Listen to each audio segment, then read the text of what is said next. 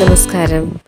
പാവയ്ക്ക എന്ന് കേൾക്കുമ്പോൾ തന്നെ നമ്മളെല്ലാവരും ചിന്തിക്കുന്നത് അതിൻ്റെ കയ്പ്പ് രസമാണ് അല്ലേ? എങ്കിൽ പാവയ്ക്കയും ക്യാരറ്റും ഉപയോഗിച്ചുണ്ടാക്കുന്ന ഈ തോരനൊന്ന് ട്രൈ ചെയ്ത് നോക്കണേ. വീണ്ടും വീണ്ടും ചോദിച്ചു വാങ്ങി കഴിക്കും. ഇതെങ്ങനെ തയ്യാറാക്കാമെന്ന് നമുക്കൊന്ന് നോക്കാം. അതിനു മുമ്പായി ഈ വീഡിയോ ഇഷ്ടപ്പെട്ടാൽ പ്ലീസ് എൻ്റെ ചാനൽ ഒന്ന് സബ്സ്ക്രൈബ് ചെയ്യാനും വീഡിയോ ലൈക്ക് ചെയ്യാനും മറന്നു പോകല്ലേ. ഇനി നമുക്ക് വീഡിയോയിലേക്ക് പോകാം.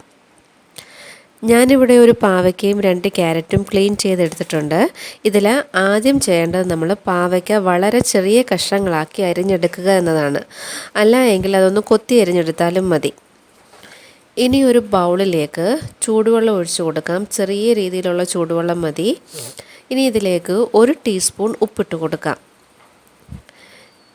അരിഞ്ഞെടുത്തിട്ടുള്ള പാവയ്ക്ക ഇട്ട് കൊടുക്കാം. ഇതൊരു 15 മിനിറ്റ് നേരം ഇത് മാറ്റി വെക്കാം. ഇങ്ങനെ തന്നെ ഇരിക്കട്ടെ. 15 മിനിറ്റിന് ശേഷം നല്ലതുപോലെ പാവയ്ക്ക ഞെരടി പിഴിഞ്ഞ് വെള്ളം ഊറ്റിയെടുത്ത് മാറ്റി വെക്കണം. ഞാൻ അങ്ങനെ എടുത്ത് വെച്ചിട്ടുള്ളതാണിത്. ഇനി നമുക്കിതിലേക്ക് ചേർക്കേണ്ടതൊക്കെ ഒന്ന് ചേർത്ത് കൊടുക്കാം. ക്യാരറ്റ് പൊടിയായിട്ട് അരിഞ്ഞെടുത്തിട്ടുള്ളതാണ്, ഇത് ചേർക്കാം. കൂടെ തന്നെ ഇഞ്ചി ഒരു ചെറിയ കഷ്ണം പൊടിയായിട്ട് അരിഞ്ഞെടുത്തതാണ്, അതും ചേർക്കാം. 10-12 ചുവന്നുള്ളി കനം കുറച്ചരിഞ്ഞത് ചേർത്ത് കൊടുക്കാം. ഇനി ഇതിലേക്ക് വേണ്ടത് ഒരു ചെറിയ കഷ്ണം കുടംപുളിയാണ്. ഒരു ചെറിയ കഷ്ണം എടുത്തിട്ട് 2-3 പീസാക്കി കീറി എടുത്തിട്ടുള്ളതാണ് ഞാനിത്. ഇത് ചേർക്കാം. 1/4 ടീസ്പൂൺ മഞ്ഞൾപ്പൊടി, ആവശ്യത്തിനുള്ള ഉപ്പ്, ചിരകിയ തേങ്ങ ഒരു ചെറിയ കപ്പ് ചേർത്ത് കൊടുക്കാം.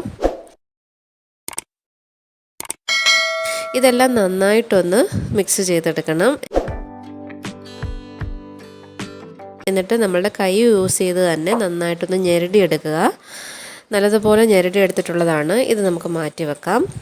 ഇനി ഒരു കടായി ചൂടാക്കാം. എന്നിട്ട് 2 ടേബിൾ സ്പൂൺ വെളിച്ചെണ്ണ ഒഴിച്ചു കൊടുക്കാം. 1 ടീസ്പൂൺ കടുക് ഇട്ടൊന്ന് പൊട്ടിച്ചെടുക്കാം. അല്പം കറിവേപ്പില കൂടി ചേർത്ത് കൊടുക്കാം. ഇതിലേക്ക് ഇനി മിക്സ് ചെയ്ത് വെച്ചിട്ടുള്ള പാവയ്ക്ക ഉണ്ടല്ലോ, അത് ചേർക്കാം. മീഡിയം ഫ്ലെയിമിലിട്ട് 5 മിനിറ്റ് നന്നായിട്ടൊന്ന് വഴറ്റിയെടുക്കണം.